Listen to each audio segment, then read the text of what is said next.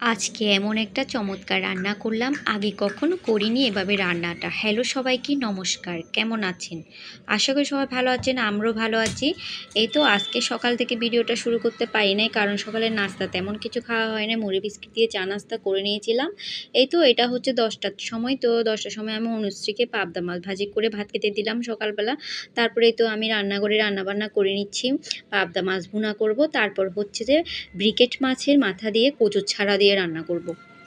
কচুর ছড়া তো কম বেশি সবার প্রিয়, আমার তো ভীষণ প্রিয়। কচুর ছড়া হলে আমার আর কিছুই লাগে না। তো এখানে আমি পেঁয়াজ কুচিগুলো ভালো করে ভেজে নিয়ে সব মশলাপাতি দিয়ে ভালো করে মাছের তরকারি মশলাটা কষিয়ে নিলাম। কষানো হয়ে গেলে এই তো পাবদা মাছগুলো আগে আমি ভেজে রেখেছিলাম, তো এগুলো দিয়ে দিলাম, সাথে মাছের মাথাটাও আমি ভেজে নিয়েছিলাম। তো ঘরে ধনেপাতা ছিল না, তো আর জন্য ধনেপাতা দিতে পারি নাই। তরকারিটা রান্না কমপ্লিট হয়ে গেছে, তো আমি বাটিতে নিয়ে নিয়েছি। আসলে এক কড়াইতে রান্না করে নিয়েছি, আর আরেকটা নিই নাই। তো এগুলো ঢেলে নিয়েছি, কারণ এগুলো কড়াইতে থাকলে কালো হয়ে যায়, তার জন্য। তারপরে এই তো আমি এখন কচুর ছড়াটা রান্না করে নিব। আমি এখানে লং, এলাচি, দারুচিনি এগুলো ফোড়ন দিয়ে দিলাম। তার আগে আমি কচুর ছড়াগুলো গরম পানিতে ভালো করে ধুয়ে নিয়েছিলাম। তারপর এখানে আমি পেঁয়াজ কুচিগুলো ভালো করে ভেজে নিয়ে এখানে আদা জিরা বাটা দিয়ে দিলাম। আদা জিরা বাটা দিয়ে সামান্য একটু পানি দিয়ে আস্তে আস্তে করে কষাতে থাকলাম।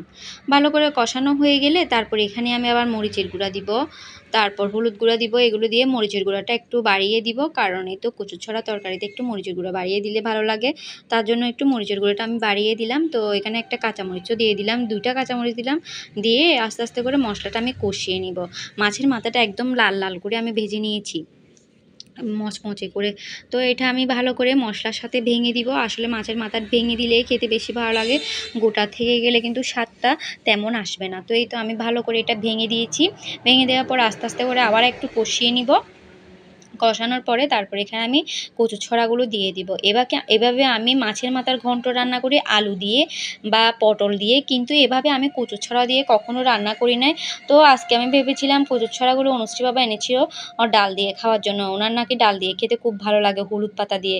তো আমি আর ডাল দিয়ে রান্না করি নাই। আসলে ডালটা হচ্ছে ফেলন ডাল, এগুলো চুটতে সময় লাগবে, তার জন্য আমি এগুলো আর করি নাই, আলসেমি করেছি।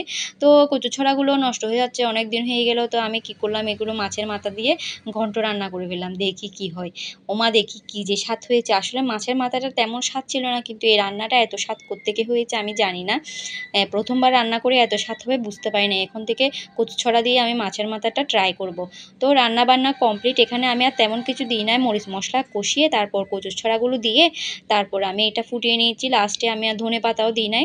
তো খাওয়া দাওয়া হয়ে গেছে দুপুরবেলা। সন্ধ্যাবেলা তো আমি এখানে চটপটি রান্না করেছিলাম, তো আমি একটু বাটিতে নিয়ে নিয়েছি, অনুশ্রীকে খেতে দিয়েছি। তো ভিডিওটা এ পর্যন্ত। সবাই অনেক অনেক ভালো থাকবেন। নমস্কার সবাইকে।